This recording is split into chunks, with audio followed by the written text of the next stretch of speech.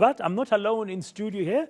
I've got with me from Standard Bank this afternoon, gladly joining us to help us, Mzi Mapete. He's the head of fixed income at Standard Bank. Mzi, you and I were listening to Mr. Kundongwana in a short while. We'll also be going to Cape Town to my colleague Ropiwa Madzen and Heidi Chokos. We'll be getting some more reaction outside Parliament. But let's start with you. What stood out for you? What are the key takeouts for us from this budget? Yes, good afternoon, Praten, and to your viewers. I think for me, what was important in this budget, one, let me speak about the body language of the minister.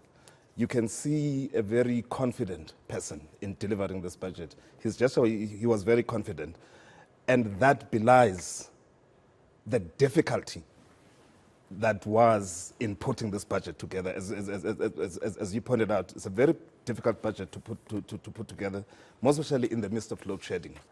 But what stood out for me, and of course, he gave quite a detailed outline as to what the solar tax incentives would look like. For instance, for businesses, they will run for 2 years, and for households, they will run for 1 year.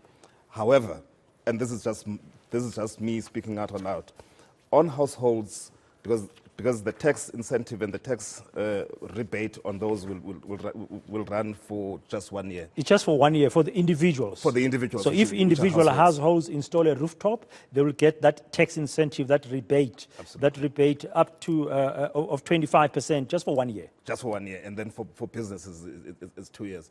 But this is just a question that I ask: how many people today, or this afternoon, after the announcement of this budget, will be able to actually raise enough capital to install the rooftop solars? But the tax incentive is there. It's positive. And the key aspect is that it's up to a maximum of 15,000 rand, and it's valid for 1 year. Absolutely. Okay, what else? Absolutely. The Eskom debt relief, I think in my view, it was expected, because you would remember that I think since the 2019 budget, National Treasury has been extending about 22 billion every year, so which should amount to about 66 billion. And so he's given us some outline as to how he's going to inherit that debt. And I think for me, what is important is that you're not going to inherit that 256 debt all in one fiscal year. And anyway, as he said, of Eskom's debt, 337 is already government guaranteed. Yes. So now they're taking what was already implicit. Yeah, just as an ordinary citizen, what I found interesting is the statement after he had outlined the details of Eskom's debt relief that the government is taking on, that Eskom will not need further borrowing during this debt relief period. Absolutely, and I think it's one of the conditions, because the rationale behind is, say, let us take your financial burden so that you can go on restructuring the entity and do what you need to do to keep the lights on. You know, so I think. Yeah, an important burden. It's quite a chunk of money, 254 billion rand, but he says there's going to be two components, and 184 plus another 70 billion for the year 2025-2026. Yeah, because basically that 184 billion says we're going to pay your debt that is due in the medium to short term, in the short to medium term, and then the other 70 billion will take it over. Yeah, he made a point, though, that I don't know how many billions we're spending as a country every year servicing government debt. Debt service costs. I mean, from Eskom's debt relief, that's fine, we understand, but then government itself is owing quite a big chunk. Every year, but then I think we spend more than 300 billion every year just servicing debt.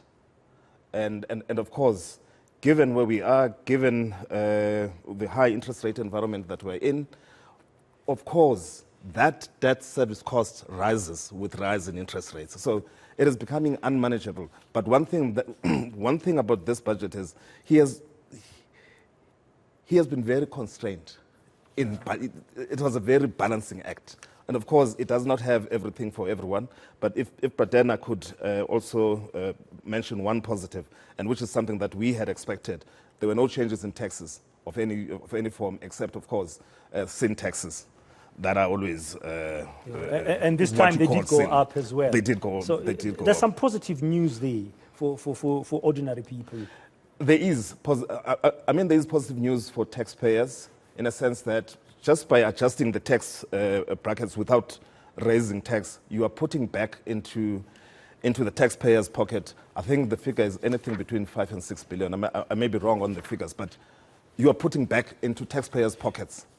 Yeah, he cash. said the government will provide tax relief of 13 billion. And I think that includes the tax incentives. We'll carry on, Mzimasi Mapete. He's, of course, from Melville Douglas, which is a division of Standard Bank. He's with me in studio.